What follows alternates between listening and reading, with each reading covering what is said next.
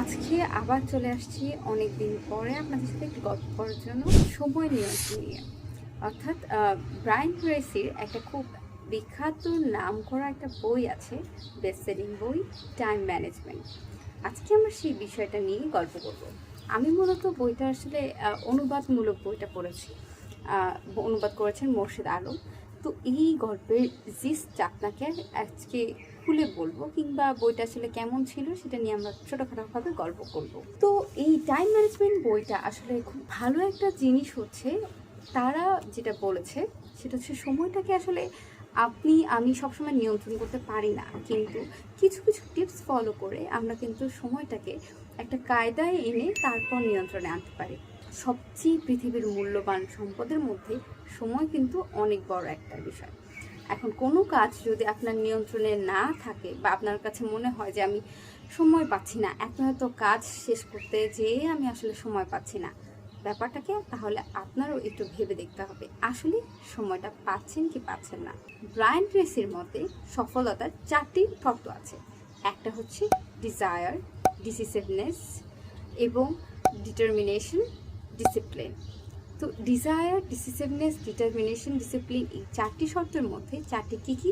আপনার নিজস্ব আকাঙ্ক্ষা আপনাকে একটা নির্দিষ্ট জায়গায় আনার জন্য সবচেয়ে প্রথম ধাপটা পালন করে, এবং তারপর আপনি সেটাকে কিভাবে পাবেন কিংবা শর্ত কিভাবে ওইগুলো কাজগুলো শেষ করতে হবে, কি কি করলে আপনার ওই জায়গাটা আপনি লক্ষ্যে পৌঁছতে পারবেন, সেটা যদি আপনি দ্রুত এবং কার্যকরী সিদ্ধান্ত নিতে পারেন, সেটা আপনার দ্বিতীয় ধাপটা পালন করে।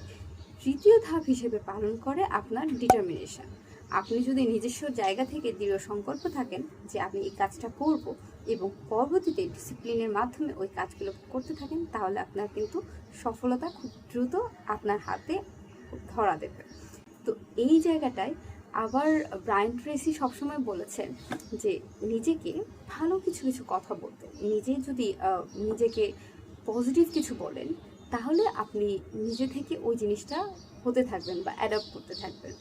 আপনি যদি সবসময় এরকমই ভাবেন যে আমি তো সময় নিয়ন্ত্রণ করতে পারি না, আমি একেবারেই টাইম ম্যানেজমেন্টে খারাপ, কোনোভাবেই আমি টাইম কভার করতে পারি না, সব জায়গায় আমি লেট, সব কিছুতেই আমি উল্টোপাল্টা করতে থাকি, তো এইগুলো যখন আপনি বলছেন, আপনার ব্রেন কিন্তু এই জায়গায় সেলসগুলো আপনাকে এইভাবেই নিচ্ছে। সো আপনার কাছ থেকে আপনি সবসময় এটাই চেষ্টা করবেন বলার জন্য যে আমি খুব ভালো, আমি ভালো হওয়ার চেষ্টা করি, আমি সময়কে বুঝে এবং সময় মতো কাজ করার চেষ্টা করি। তো ব্রেন আপনার সবসময় তখন ইনজেক্ট করতে থাকবে, আপনি সব কিছু সময় মতো শেষ করার চেষ্টা করেন। তো আবার ব্রায়ান ট্রেসি বলেছেন যে নিজেকে সবসময় নিয়ন্ত্রণে রাখার চেষ্টা করতে, অর্থাৎ স্ট্রিক্টলি নিয়ন্ত্রণ না, কিন্তু বাইরের পরিস্থিতি যেন আমাদের নিয়ন্ত্রণ না করে, আমাদের যেন নিজস্ব একটা সিদ্ধান্ত নেওয়ার ক্ষমতা থাকে। আমরা যেন কোনো কিছু করতে গেলে কি করছি, কেন করছি, এই ব্যাপারটা ভেবে নিজে কোনো কার্যকরী সিদ্ধান্ত নিতে পারি। এছাড়া আমাদের মধ্যে যেই ধরনের বিশ্বাসগুলো থাকে, আমরা ওই বিশ্বাসগুলো কিন্তু আস্তে আস্তে বাস্তবে রূপ নিতে থাকে। আপনি যেটা বিশ্বাস করবেন, আপনি যদি নিজে বিশ্বাস করেন যে আপনি খুব বড় কিছু হতে পারেন, আপনি ভবিষ্যতে বড় একটা জায়গায় আপনি রিজার্ভ করেন নিজেকে এবং সেভাবে আপনি কাজ করার চেষ্টা করেন, তাহলে কিন্তু আপনার ব্রেইন, আপনার বডি, আপনার মাসলসগুলো সেভাবেই রিয়াক্ট করার চেষ্টা করবে।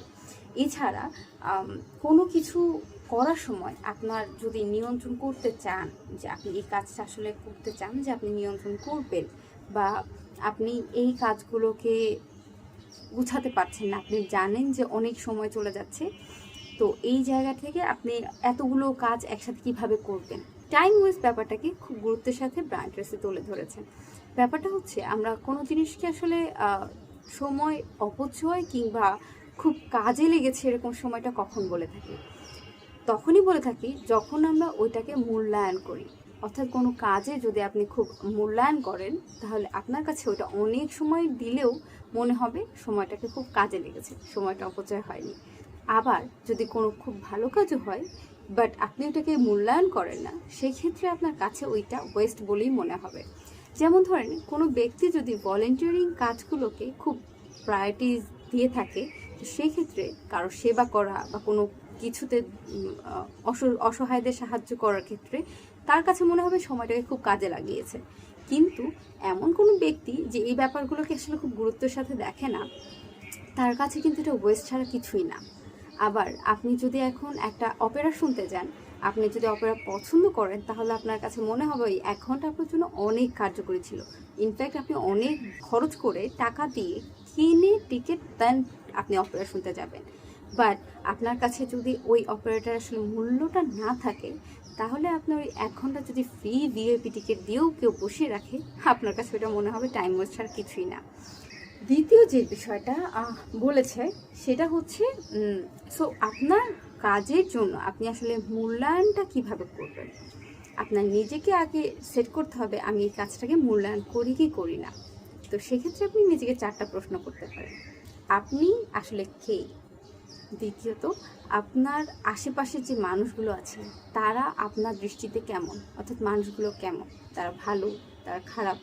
আপনি যদি মনে করেন আপনি খুব ভালো আর আশেপাশের মানুষগুলো খুব খারাপ, তাহলে কিন্তু পরিস্থিতি ঠিক নেই। আপনার একটু ভেবে দেখতে হবে যে আশেপাশের মানুষগুলোকে আপনি আসলে কীভাবে জাজ করছেন। তারপরে আরেকটা যেটা হচ্ছে তৃতীয় ধাপ, সেটা হচ্ছে আপনার এই যে লাইফ সার্কেলটা, এই জীবনটা আপনার জন্য আসলে কেমন। এটা অনেকটা অ্যাডভেঞ্চার হতে পারে, কিংবা একটা পরীক্ষাগার হতে পারে, কিংবা জাস্ট এনজয়ের একটা সার্টেন টাইম হতে পারে। কারো কারো কাছে মনে হয় যে জীবনটা খুব কঠিন, তার কাছে কিন্তু সব কিছুই আসলে খুব কঠিন হয়ে দাঁড়ায়। আবার কারো কাছে মনে হয় যে জীবনটা জাস্ট চিল করা ছাড়া কিছুই না, আসবো, ঘুরবো, ফিরবো, মরে যাবো। তো ব্যাপারটা এরকম হলে তার কাছে কিন্তু জীবনটার প্রসেসটা অন্যরকম দাঁড়াবে। আবার কারো কাছে যদি মনে হয় যে জীবনটা আসলে একটা পরীক্ষাগার, তাহলে তার কাছে প্রত্যেকটা জায়গায় এক একটা পরীক্ষার মতো মনে হবে। সে প্রত্যেকটা এক্সামকে খুব কেয়ারফুলি নিয়ে তারপর এটাকে শেষ করার চেষ্টা করবে। তো এই জায়গাটা আপনার নিজের দেখতে হবে, আপনার দৃষ্টিতে আসলে জীবনটা কেমন।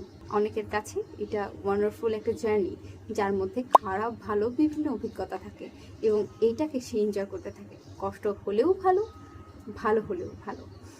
আবার চতুর্থ যেটা, সেটা হচ্ছে আপনার কাছে আপনার খেয়াল রাখতে হবে যে আপনার জীবনের আসলে পারপাসটা কী, আপনি কি চান, আপনার লক্ষ্যটা কী। এই জিনিসটা আপনি যদি খেয়াল করতে পারেন, তাহলে আপনার জন্য খুব ইজি হয়ে যাবে আপনি আসলে কোন মূল্যবোধ নিয়ে এগোচ্ছেন এবং কোন বিষয়গুলোকে আপনি খুব গুরুত্বের সাথে সময় দিচ্ছেন বা দিতে চান, সেটা সেট করা। এছাড়া আপনি আপনার নিজস্ব জায়গায় আপনি সেট করতে পারেন আপনার স্কেডিউলটা। আপনি কোনো একটা কাজ যদি করেন, তাহলে সহজে আপনি নিজেকে প্রশ্ন করতে পারেন।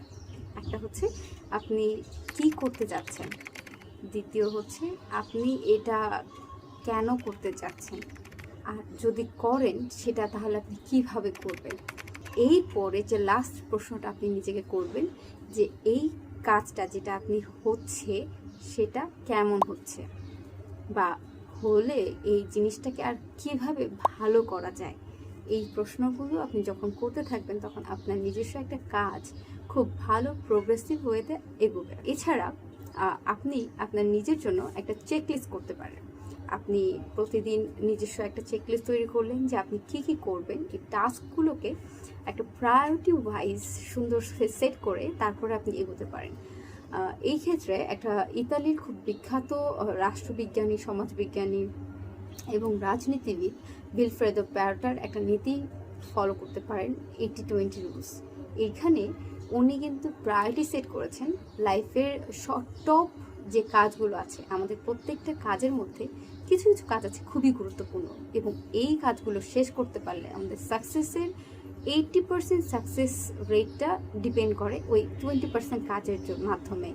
যেমন ধরেন, আপনি একটা স্টুডেন্ট যদি খুব ভালো একটা রেজাল্ট আনতে পারে, ভালো একটু শিখতে পারে, তাহলে তার লাইফের ক্যারিয়ারের চাকরির অপরচুনিটিসগুলো কিন্তু বেড়ে যায়। কিংবা একটা বাইরে যাবে এমন কোনো প্রার্থীর যদি খুব ভালো করে ইংলিশ স্কিলটা ডেভেলপ করতে পারে, তাহলে তার ওই ক্ষেত্রে ওই একটা স্কিল দিয়ে সে কিন্তু অনেক ভালোভাবে এগোতে পারে। কিংবা রোনালদো বা মেসির কথাই যদি বলি, তাদের এই একটা স্কিল, ফুটবল ভালো করে খেলতে পারা, এটা কিন্তু বাকি অন্যান্য দক্ষতাকে আসলে খুব বেশি আর প্রয়োজনীয় হয়নি। কেউ জিজ্ঞেস করতে যাচ্ছে না সে ওইটাই কেমন পারে, এটা কেমন পারে, বা অন্য খেলা কীরকম পারে। সে একটাতে এক্সপার্ট এবং এটাতেই যথেষ্ট। তো আপনার ক্ষেত্রে আপনি সেট করেন যে আপনার আসলে কোন জায়গাটায় আপনি খুব ভালো এবং খুব গুরুত্বপূর্ণ আপনার কাছে, ওই প্রায়োরিটি ওয়াইজ আপনি কাজগুলো করুন, তাহলে আপনার জন্য খুব সহজেই হয়ে যাবে। এছাড়া আপনি যেটা ফলো করতে পারেন সালামি স্লাইস পদ্ধতি, মানে হচ্ছে ইতালির খুব ভালো একটা বিখ্যাত খাবারের নাম হচ্ছে সালামি। তো এইটা খেতে হলে আসলে একটু স্লাইস করে দেয়, বড়টা একসাথে দেয় না। তো এই জন্য আমরা সাধারণত কোনো জায়গায় যদি বড় কিছু খেতে চাই, স্যান্ডউইচ বা বার্গার হতে পারে, তো সেক্ষেত্রে পুরোটা একসাথে আমরা আসলে খাই না, আমরা খাই কিন্তু ছোটো ছোটো টুকরো টুকরো করে এক কামড় করে। তো এই ক্ষেত্রে যখন আমরা ছোট ছোট করে খাবারটা খাই, খাবারটা কিন্তু খুব আনন্দের সাথে খাই এবং একটা সময় পরে এটা খাওয়া শেষ হয়ে যায়। এই জায়গাটায় আমাদের তখন কিন্তু মনে হয় না যে খুব বড় কঠিন কিছু খেয়ে ফেলেছে। আপনার কাজের ক্ষেত্রে আপনার যত বড় কাজই হোক না কেন, আপনি যদি ছোট ছোট করে ভাগ করে নিতে পারেন, তাহলে কিন্তু আপনার জন্য এটা খুব সহজ হয়ে যায়। যেমনটা আমাদের হেনরি ফোর্ড বলেছে যে যদি কোনো কাজ বা লক্ষ্যকে আমরা যদি যথেষ্ট পর্যাপ্ত ছোট ছোট অংশে ভাগ করে নিতে পারি, তাহলে যে কোনো লক্ষ্য অর্জন করা কিন্তু খুবই সহজ এবং সম্ভব। এছাড়া আমরা যেটা করতে পারি সেটা হচ্ছে একটা টু ডু লিস্ট করতে পারি। এই টু ডু লিস্টটা হবে ওই প্রায়োরিটি সেটের মতোই ABCDE পদ্ধতিতে। অর্থাৎ আপনার যদি লাইফে আপনি এমন কোনো কাজ থাকে সকাল থেকে, যদি এর সবচেয়ে বেস্ট টাইম হচ্ছে টু ডু লিস্টটা করার সকাল, কারণ আপনার দিনটা পুরোটাই থেকে যায় তখন। সো আপনার যদি লিস্ট থাকে তাহলে আপনি জানেন খুব ভালো করে যে আপনি আসলে কী করবেন এবং কেন কেন কোনটা কোনটা আগে আগে করতে হবে। সো এই টপ প্রায়োরিটি যদি শেষ করতে পারেন, বাছাই করতে পারেন, সবচেয়ে গুরুত্বপূর্ণ কাজ A, তারপরের কাজ B, তারপরের কাজ C, তারপরের কাজ D, তাহলে আপনি খুব ভালো করেই জানেন আপনার দিনে কোন কোন কাজগুলো মাস্ট, অর্থাৎ টপ 3 এই কাজটার এই প্রসেসটার মাধ্যমে। আপনার খুব গুরুত্বপূর্ণ যে A শ্রেণীর কাজগুলো, তার মানে আপনার এগুলো করতেই হবে। তো আপনি যত পারেন এই কাজগুলো AB সেটের কাজগুলো শেষ করার চেষ্টা করেন।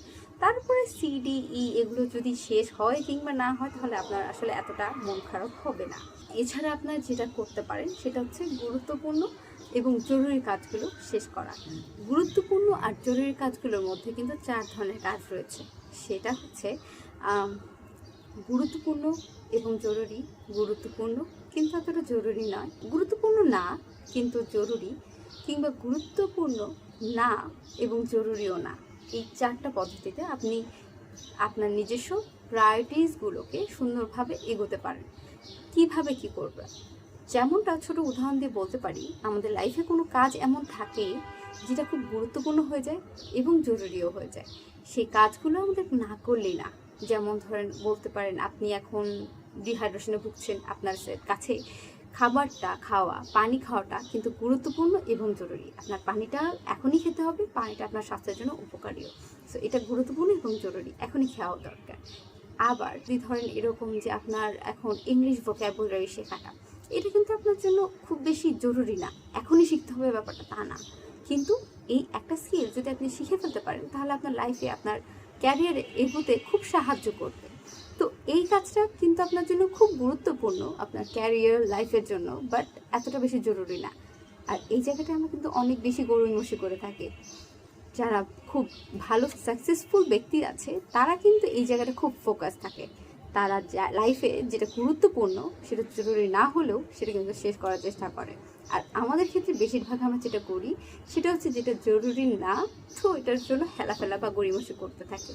তৃতীয় যে কাজটা বলেছেন ব্রায়ান ট্রেসি, সেটা হচ্ছে গুরুত্বপূর্ণ না কিন্তু জরুরি। তার মানে হচ্ছে কোনো একটা কাজ এমন চলে আসছে বন্ধুর সাথে এখনই চল ওই জায়গাটা যাব, বা আরজে এসেছে, আরজিৎ সিং এসেছে, তো এই জায়গায় আমরা গানটা আজকে শুনতেই হবে, আজকে ওই কনসার্টে যেতেই হবে। এটা কিন্তু খুব জরুরি একটা কাজ হয়ে যায়, কালকের মধ্যেই একটা টিকিট জোগাড় করে কনসার্টটায় পার্টিসিপেট করতে হবে। কিন্তু এটা কি আসলে আপনার জন্য খুব গুরুত্বপূর্ণ, আপনার লাইফে খুব ভ্যালু অ্যাড করবে? ব্যাপারটা কিন্তু ওরকম হয় না। তো সেই ক্ষেত্রে যদি হয়ে থাকে সেটা আলাদা কথা, কিন্তু যদি না হয়ে থাকে, তো সেই ক্ষেত্রে আমাদের জন্য আমরা ওই যে জরুরি কাজটা অ্যাটেন্ড করতে যে ম্যাক্সিমাম গুরুত্বপূর্ণ কাজগুলোকে আস্তে আস্তে পিছনে ফেলতে থাকে, আর আমাদের জন্য তখন এই জরুরি কাজগুলোই আস্তে আস্তে বাড়তে থাকে, গুরুত্বপূর্ণ ছাড়াগুলো। চতুর্থ কাজ যেটা আছে গুরুত্বপূর্ণ এবং জরুরি কোনোটাই না, সেই ক্ষেত্রে যেমন ধরেন বসে বসে এখন ফেসবুক চালানো, এটা আমাদের জন্য জরুরি গুরুত্বপূর্ণ কোনোটাই হতে নাই পারে, হলে তো খুব ভালো, যদি আমরা কিছু ইনফরমেটিভ শিখি সেটা ঠিক আছে, বাট যদি না হয় সেক্ষেত্রে এই জিনিসটা, এই নাম্বার ডি স্কেলের যেটা, সেটা কিন্তু আমাদের আসলে সময়টাকে নষ্টই করবে। এছাড়া যেটা একটা করতে পারেন সেটা হচ্ছে আপনার কাজের, আপনি কোনো একটা সেক্টরে আছেন, সেই সেক্টরে আসলে আপনার মূল দায়িত্বগুলো কি কি, এটা যদি আপনি সেট করতে পারেন তাহলে আপনার জন্য এটা খুব ভালো একটা কাজ করবে। আপনি আপনার লাইফে যেটা করতে হবে বা কেন আমি এখানে আছি, এই প্রশ্নটা যদি আপনাকে নিজেকে করতে পারেন তাহলে আপনি এই জায়গাটা খুব ভালো একটা রোল প্লে করতে পারবেন। আপনি যদি কোনো চাকরিতে কাজ করেন, চাকরিজীবী হয়ে থাকেন, তাহলে সেক্ষেত্রে নিজেকে প্রশ্ন করুন যে আমি আসলে এই চাকরিটা কেন করছি, তারা কেন আমাকে বেতন দিয়ে রেখেছে। তাহলে আপনি খুব ভালো করেই জানেন যে আপনার এরপর কী করতে হবে। এছাড়া আরেকটা জিনিস যেটা, সেটা হচ্ছে মাল্টিটাস্কিং থেকে নিজেকে দূরে সরিয়ে রাখা। সাইকোলজি যেটা বলে অনেকগুলো কাজ একসাথে করতে থাকলে সেটা আসলে পুরোপুরি কোনোটাই করা হয় না, এবং এই ক্ষেত্রে যেটা সবচেয়ে বাজে ব্যাপারটা ঘটে সেটা হচ্ছে আস্তে আস্তে ওই একটা রেখে আরেকটা করতে যাওয়ার কারণে আমরা আগেরটার আগ্রহটা হারিয়ে ফেলতে থাকি, এবং পরবর্তীতে দেখা যায় এটা আমাদের ব্রেনে একটা এফেক্ট ফেলে এবং আমাদের বুদ্ধিমত্তাটা আস্তে আস্তে কমতে থাকে। তো যার জন্যে অনেক জায়গায় দেখবেন যারা মাল্টিটাস্কিং করে সেই ক্ষেত্রে তাদের ব্রেইন আগের মতো অ্যাক্টিভলি কাজ করে না, তারা মনে রাখতে কম পারে, তাদের হঠাৎ করে কোনো কাজ যদি ইনস্ট্যান্ট দেওয়া হয় সেই জিনিসটা একটু হতভম্ব হয়ে তারপর কাজটা করবে। এছাড়া কোনো কাজ যদি করতে চাই তাহলে যদি মনোযোগ সহকারে করা যায়, সেটা মনোযোগ দিতে যদি একটু সময় লাগে, ওইটা করে দেন তারপরে অন্য কাজে যাওয়া, অর্থাৎ ওই জায়গা থেকে শেষ করে দেন উঠে যাওয়া, এই কাজটা যদি করতে পারি একনিষ্ঠভাবে তাহলে আমাদের এই কাজটা বুস্টিংয়ের মতো কাজ করে। আপনি যদি একটা কাজ ভেঙে ভেঙে ভেঙে ভেঙে কাজ করেন তাহলে সেটার 1 ঘন্টার কাজ আপনি ওই এক নাগারে যদি 40 মিনিট বা 30 মিনিট বসে কাজ করতে পারেন সেটা আরও বেশি ফলপ্রসূ হয়ে দাঁড়ায়। এছাড়া আপনি যদি নিজেকে মনে করেন যে আশেপাশে মানুষ আমাকে খুব বিরক্ত করছে, আমি আমার কাজে মনোযোগ দিতে পারছি না, তাহলে নিজের জায়গা থেকে ডু নট ডিস্টার্বের একটা সাইনবোর্ড টানিয়ে দিন। আপনার ফোন কিংবা আপনার ডিস্টার্ব করার যে জায়গাগুলো আছে সেগুলোকে সরিয়ে ফেলো, তাহলে আপনার মনোযোগটা অনেক জায়গায় অনেক গুণে বেড়ে যাবে এবং আপনি কাজগুলোকে সুন্দরভাবে করতে পারবেন। এছাড়া নিজের এক্সট্রা সময়টা বের করার চেষ্টা করুন। এক্সট্রা সময়টা কীভাবে বের করব? সময় তো 24 ঘন্টা আমাদের হাতে। এই 24 ঘন্টার মধ্যে সময়টা কীভাবে বের করব সেটা হচ্ছে, যদি কোনো জায়গায় আমরা বাস জার্নি করি কিংবা অন্য কিছু করি তখন নিজেকে সেলফ ডেভেলপমেন্টের জন্য ওই জায়গাটায় টাইম ইনভেস্ট করা। আমি তো জ্যামে যাচ্ছি, তো সেই ক্ষেত্রে ওই জ্যামে নিজেকে কিভাবে ইউটিলাইজ করা যায়, নিজের সময়টাকে ওইটা খুঁজে বের করা। বাড়তি সময় এভাবেই আসলে আসে। আমরা নষ্ট কোনো কাজের জায়গা থেকে কিছুটা কমিয়ে আনতে পারলে তাহলে আমরা টাইম সেভ করতে পারি, এছাড়া তো কোনো অপশন নেই। এছাড়া সবচেয়ে ইম্পর্টেন্ট কাজ হচ্ছে নিজের উদ্ভাবনী কাজ এবং প্রশাসনিক কাজ যেগুলো আছে সেগুলোকে আসলে একটু সেপারেট রাখা। আপনি যখন কোনো একটা উদ্ভাবনী কাজ করতে থাকবেন তাহলে ওই কাজটায় আপনার ক্রিয়েটিভ কাজগুলোতে আপনার নিজস্ব টাইম বেশি লাগে, অনেক কিছু ভাবতে হয়, নিজস্ব একাগ্রতা লাগে। আর প্রশাসনিক কাজ অর্থাৎ ধরেন আপনার স্টাডি হতে পারে, লেখাপড়ার কাজ হতে পারে কিংবা অফিসিয়াল কোনো কাজ হতে পারে, এই কাজগুলো আসলে আপনার খুব বেশি ক্রিয়েটিভ হতে হচ্ছে না, আপনার জায়গা থেকে আপনার স্কিল দিয়ে আপনি কাজটা করছেন। তো সেই ক্ষেত্রে আপনি ওই কাজগুলোকে যদি একসাথে আর এই কাজগুলোকে, ক্রিয়েটিভ কাজগুলোকে একসাথে রাখতে পারেন তাহলে আপনার জন্য সবচেয়ে বেস্ট হয়, কারণ তাহলে আপনি মনোযোগের সাথে ওই কাজগুলোকে শেষ করতে পারবেন আর টাইমটা আপনার জন্য অনেক বেশি হেল্প করবে আপনার নিজস্ব গ্রোথের জন্য। Last but not the least, এই পুরো প্রসেসটাই, এই ফুল বইটাই ব্রায়ান ট্রেসি যেটা বলেছেন লাস্ট 3টা শব্দ দিয়ে, সবার আগে বলেছেন নিজস্ব সেলফ ডেভেলপমেন্টে হেল্প করতে। আপনি যখন নিজেকে ইমপ্রুভ করার চেষ্টা করতে থাকবেন তখনই আপনি নিজেকে গ্রো করার জায়গাটায় নিয়ে যেতে পারবেন। সো সবসময় চেষ্টা করতে হবে নিজেকে কিভাবে ইমপ্রুভ করা যায়, নিজের জায়গা থেকে কিভাবে স্কিলড হওয়া যায়, এই জায়গাটা আপনি নিজেকে ফোকাস রাখতে হবে। আর এই যে 3টা শর্ত, এই 3টে শর্ত হচ্ছে সবার আগে যেটা নিজস্ব জীবনযাত্রার মান উন্নয়ন করা। আপনি ভালো আছেন কি না, আপনি ভালো কিভাবে থাকতে পারেন, এটা নিজেকে খুঁজে বের করতে হবে। দ্বিতীয় যে শর্তটা আছে সেটা হচ্ছে নিজস্ব স্বাস্থ্য সবসময় ভালো রাখার চেষ্টা করতে হবে। আপনি অনেক সাকসেসফুল হয়ে গেছেন, অনেক টাকা অর্জন করেছেন, অনেক ফেম অর্জন করেছেন, কিন্তু আপনি আসলে সুস্থ নাই, এইরকম যদি হয় তাহলে আপনার এই সাকসেস ফেম আসলে খুব কাজে দিবে না। এই জিনিসগুলো আপনার যখন তখন ফিকে হয়ে যাবে। তো আপনার জন্য তখন হসপিটালে লাখ লাখ টাকা দিয়ে এই সুস্থতা তখন ফিরিয়ে আনার চেয়ে আগে থেকেই যদি অল্প অল্প সময় দিয়ে নিজেকে একটু স্বাস্থ্য সচেতন করে রাখা যায়, তাহলে সেটার চেয়ে আসলে ভালো কিছু হয় না। তৃতীয় যেটা, সেটা হচ্ছে সবচেয়ে ইম্পর্টেন্ট ব্যক্তিগুলোকে সময় দেওয়া। আপনার লাইফে যারা আপনার জন্য খুবই ইম্পর্টেন্ট, আপনার লাইফে আপনার যারা তারা থাকবে আপনি জানেন, তাদেরকে সবচেয়ে ভালো সময়টা দিন। তাদের জন্য আমার সাথে আছে, আমার সাথে থাকবেই, এইটা ভেবে অন্যদের সময় না দিয়ে তাদের সাথে একটা কোয়ালিটিফুল টাইম স্পেন্ড করুন। এতে আপনার যেটা হবে, লং টার্মে যখন তারাই আপনার সাথে থাকবে, তারা খুশি মনে আপনার সাথে থাকবে এবং আপনার মেন্টাল পিসটা বজায় থাকবে। আপনি কাজগুলোকে আর ভালো করে করতে পারবেন। উদাহরণ হিসেবে বলতে পারে আপনার ফ্যামিলি, আপনার ফ্যামিলির পার্ট হতে পারে, কিংবা আপনার স্পেসিফিক কয়েকজন ফ্রেন্ড সার্কেল হতে পারে যারা খুব গুরুত্বপূর্ণ আপনার কাছে, ভ্যালুয়েবল। তাদেরকে বেশি সময় দিন। তাহলে আপনি দেখবেন আপনার এই নিজের সব কিছু শেষে যে কথাটা থেকে যায়, সময়কে নিয়ন্ত্রণের জন্য একেবারে পাগল হয়ে হন্যে হয়ে খুঁজবেন না। আপনার নিজস্ব সময়টা যেমন ইউটিলাইজ করা ইম্পর্টেন্ট, তেমনি ইম্পর্টেন্ট এটাও যে আপনি নিজস্ব জায়গা থেকে স্বস্তিতে থাকেন। আপনার ভালো থাকার জন্যই কিন্তু আপনি নিয়ন্ত্রণ করছেন। সব সময় আড্ডা দেওয়াটা আসলে টাইম ওয়েস্ট হয় না। কিছু কিছু সময়ের জন্য এটা খুব ভালো। আপনার নিজস্ব ভালো থাকার জন্য যেই জিনিসগুলো ভালো, সেটার কিছু কিছু অংশ অবশ্যই আপনি রাখবেন। অবশ্যই গুরুত্বপূর্ণ কাজ করার পাশাপাশি এটা করতে হবে ছোট ছোট করে, খুব বেশি সময় যেন না হয়ে যায়। অতিরিক্ত কোনো কিছু আসলে ভালো না, এটা আমরা মনে রাখতে হবে। আমাদের জন্য টাইম ভালো কাজে হোক কিংবা বিনোদনের কাজে হোক, দুটোই কিন্তু খুব গুরুত্বপূর্ণ। সো এই ছিল ব্রায়ান ট্রেসির টাইম ম্যানেজমেন্ট। সো টাইম ম্যানেজমেন্টের সব কিছু কনসেপ্টটা আমার কাছে খুব ভালো লেগেছে। তবে আমি এনকারেজ করব আসলে অনুবাদটা না পড়ে মেইন বইটা পড়ার জন্য। আমার কাছে আসলে এই বইটা আমি নিতে পেরেছিলাম তৎক্ষণাৎ, তো এই জন্য আমার এই বইটা পড়ে তারপর এটার কনসেপ্টটা শেয়ার করতে হচ্ছে। বাট অনুবাদটার মধ্যে কিছুটা আসলে জড়তা আছে, সম্পূর্ণ অর্থগুলো পুরোপুরি আসেনি, কিছু কিছু জায়গায় আক্ষরিক অনুবাদ হয়েছে। তো এই জায়গায় সবচেয়ে বেস্ট হয় যদি ব্রায়ান ট্রেসির নিজস্ব টাইম ম্যানেজমেন্ট বইটা পাওয়া যায়। আর না হলে এই বইটাও আপনি পড়তে পারেন, এটা বাংলায় আছে এবং এতটা খারাপ না, কিছু জায়গায় বেশ ভালোই করেছে। সো ওভারঅল আমি মোর্শেদ আলম স্যারকেও ধন্যবাদ দিব একটা ভালো অনুবাদের বই করার জন্য, এবং ব্রায়ান ট্রেসিকেও বলবো যে আমাদের সুন্দর এই একটা বেস্ট সেলিং বই উপহার দেওয়ার জন্য। আল্লাহ হাফিজ।